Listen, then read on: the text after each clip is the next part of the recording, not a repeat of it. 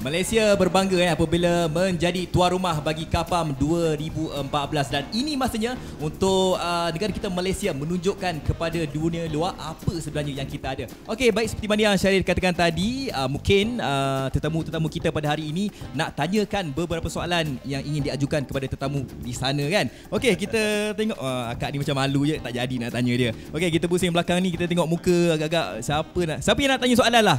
Angkat tangan. Depan tu. Best lah orang kat sini tetamu. Sporting. Assalamualaikum. Waalaikumsalam. Okey, siapa nama? Zaimi Syari. Zaimi Syari. Apa jernih muka tengok Okey, apa soalan yang ingin diajukan kepada tetamu kita? Kita lihat saya dengar tadi penglibatan KAPAM sebelum ini banyak dipelopori oleh pegawai kanan kerajaan. Saya selaku wakil generasi muda ingin mungkin dapatkan penjelasan bagaimanakah kami selaku generasi muda dapat melibatkan diri dan memberi sumbangan dalam KAPAM ini. Wow, terima kasih. Soalan yang saya rasa begitu bagus sekali Nak suruh Datuk jawab dulu ke? Jawab dulu. Macam mana? Datuk jawab dulu. Okey, jawab. Boleh Datuk jawab dulu. Pelibatan generasi muda golongan belia untuk KAPAM ni. Macam mana tu? Terima kasih kepada Cik Zaimi sebenarnya KAPAM ni untuk kehadiran seminar tu terbuka kepada golongan muda juga, iaitu kita sering sebut generasi Y. Okey. Jadi kalau kita melihat bahawa anggota perkhidmatan awam pada masa kini, Syaril, lebih 60% terdiri mereka daripada Gen Y.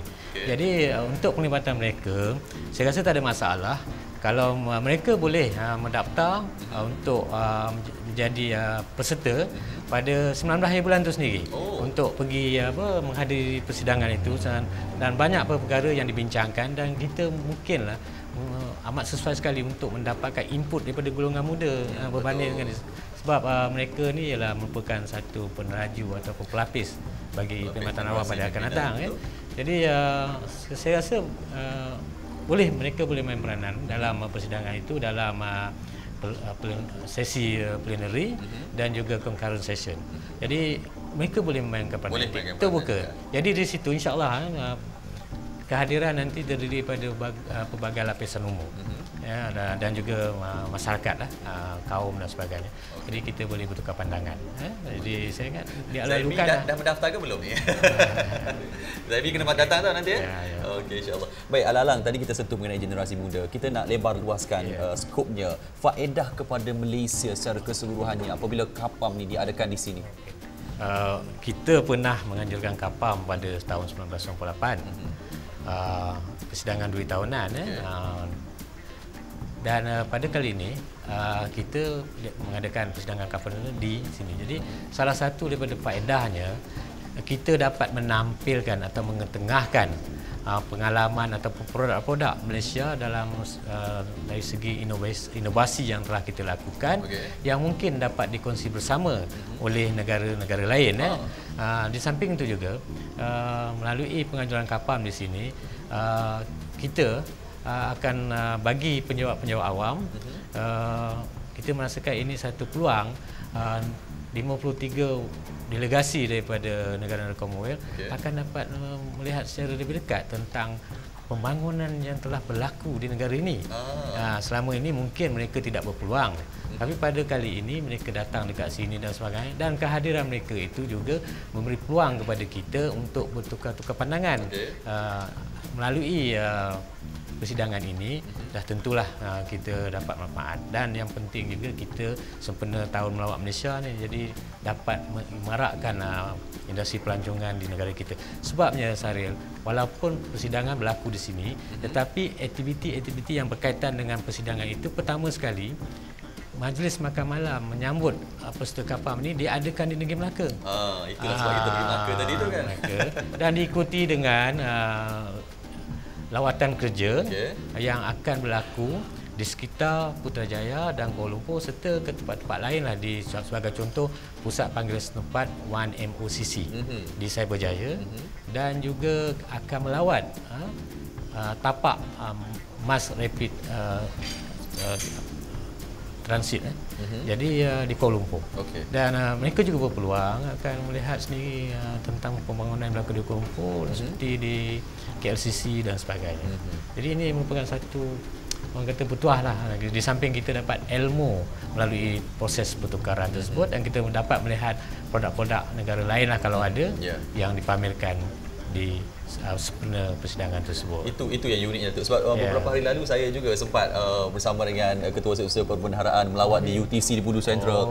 Kadang-kadang kan kita banyak produk-produk yang bagus, tetapi sebab di Malaysia ni mungkin banyak sangat produk-produk yang kita laksanakan, sampaikan mungkin orang kata apa? Kita tidaklah selalu tengok benda-benda yang macam ni kan. Tapi bila negara luar datang sini, mereka tengok produk kita, mereka sebenarnya sangat wow. Macam contoh tadi UTC ataupun pusat transformasi bandar, kita yang pertama dalam dunia. Betul. Itu yang satu dikatakan. Pusat atau satu tempat yang menguruskan pelbagai perkhidmatan. Jadi saya kata tadi, kehadiran mereka di Majlis Makan Malam di Negeri Melaka nanti, kita akan membawa mereka ke pusat transformasi bandar di Negeri Melaka itu sendiri. Jadi mereka ada UTC di Melaka tu UTC yang pertama. Jadi dengan kehadiran mereka, mereka akan melihat secara lebih dekat dan mereka mungkin akan dapat menghayati. Dan kebetulan UTC itu sendiri memenangi anugerah inovasi Perdana Menteri bagi tahun ini. Dan bagi tahun ini, dan UTC di Melaka itu yang pertama saya sebutkan tadi, dan di situ insya-Allah mereka akan melihat secara lebih dekat tentang inovasi yang telah dilakukan. UTC ini merupakan salah satu produk di bawah National Blue Ocean Strategy ataupun strategi Lautan Biru Kebangsaan. Strategi Lautan Biru Kebangsaan, Datuk dah sentuh. Itu pun satu perkembangan positif yang negara luar pun saya rasa jarang buat kan. Jarang buat. Ini kita di Malaysia kita lakukan itu semua. Banyak lagi lah produk-produk yang kalau saya nak sebut tentang transformasi yang kita lakukan, pusat transformasi luar bandar. Banyak lagi lah IMPOU dan sebagainya. Itu merupakan untuk generasi muda. Itu semua hasil daripada wujud daripada adanya National Blue Ocean Strategy. Baik, jom kita nak sentuh. Tadi kita dah menjurus kepada tentatif ataupun jadual perjalanan sepanjang KAPAM ni. 19 hari bulannya kita dah sentuh mengenai perasmian tadi. Okey, selepas itu kita adakan persidangan lah. Persidangan akan bermula lah. Persidangan bermula sebelah pagi tu dengan ada plenary session, lepas tu concurrent session, dan mungkin kita habis dalam pukul 4 petang. Sampai 4 petang. Dan lepas itu delegasi akan dibawa ke Melaka.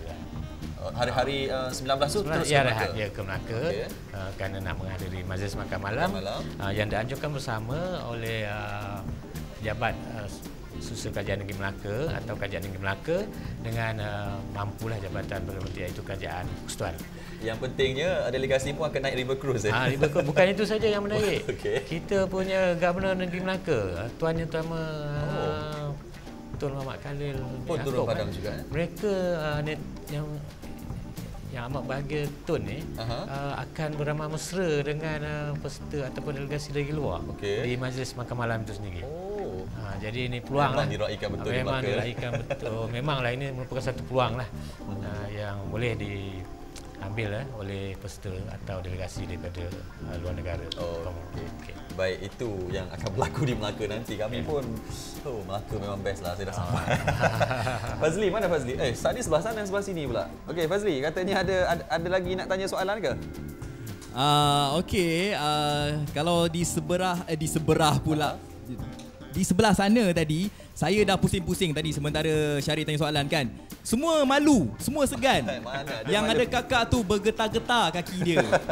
Jadi kita nak tanya yang dekat sini lah. Siapa? Jawab awam tak boleh malu. Itulah pasal kan. Okey, kita nak tanya siapa? Siapa nak tanya soalan?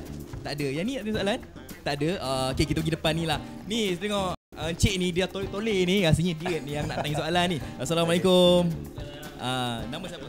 Saya Muhammad Syahabuddin bin Umar. Muhammad Syahabuddin Okey, mungkin Muhammad Syahabuddin nak tanya soalan kepada Datuk? Ya, yang berbagi Datuk tentang persidangan KAPAM antara acara yang diadakan pada kali ini. Saya mungkin yang berbahagia Datuk boleh menjelaskan sedikit berkenaan dengan tema yang dipilih pada kali ini dan beri penjelasan kepada kita lah tentang tema tersebut. Terima kasih. Okey, sama-sama. Cerita pasal tema, saya adalah rasa macam tahu-tahu sikit lah. Dia ada kena-mengena dengan transformasi. Lepas tu tapi yang utamanya dia ada sub-sub dia. Itu kena tanya Datuk sendirilah. Sub-sub dia, sub tema tu. Sepatutnya tema ni saya tanya awal tadi sebab sangat teruja dengan itulah Datuk. pasal. Sampai saya terlepas tema. Datuk, tema. So, pertama terima kasihlah kepada saudara yang menanyakan soalan ni. Ini bukan calon-calon orang yang bertanya tentang tema dan sebagainya. Jadi dari segi tema, saya dalam bahasa Melayu transformasi perkhidmatan awam, suatu bicara baru. Suatu bicara baru. Bicara baru. Maknanya dia kita akan melihat ke hadapan. Bukan kita yang ke belakang ni. Mungkin babak itu mungkin dah lama hari ini. Dan satu bicara baru ni bukan saja kita bincangkan dalam persidangan ini, sebenarnya tentang topik bicara baru ni telah menjadi perbincangan dalam sektor awam di negara-negara bukan Commonwealth pun, even di negara maju. Jadi untuk menyentuh lebih detail sikit, kita ada terdapat 3 subtopik. Fad ada bagi tahu sub-sub tadi kan. Sub-sub tu jadi pertamanya ialah bersama-sama membentuk masa hadapan, iaitu shaping the future together. Jadi kita memikirkan masa depan public sektor perkhidmatan awam, bagaimana wajahnya akan datang dan seterusnya. Itu pada 19 hari bulan pengisian tema persidangan itu, pengisian yang pertama tadi. Sub pertama 19 hari bulan. Tema. Dan pada 20 hari bulan kita akan membincangkan berdasarkan tema yang telah dipilih, iaitu ke arah masa hadapan yang lebih cemerlang, towards a better future.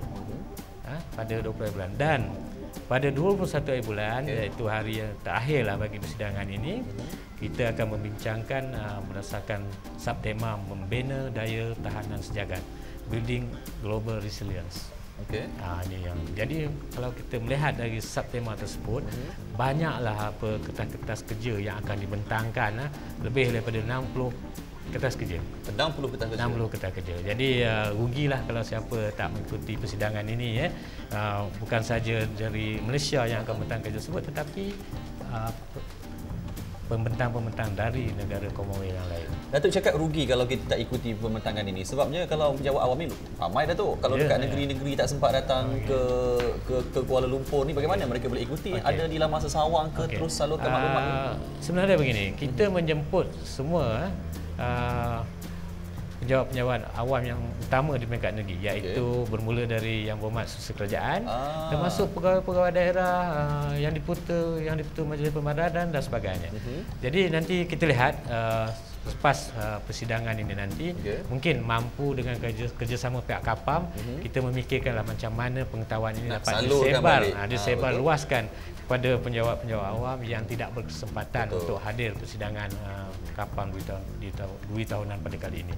InsyaAllah kita akan buat sesuatu lah bagi memastikan apa jua dapatan ataupun hasil daripada seminar ini dapat kita nikmati, khususnya penjawat awam bersempena kita sebagai tuan rumahnya. Kita kena ambil peluang.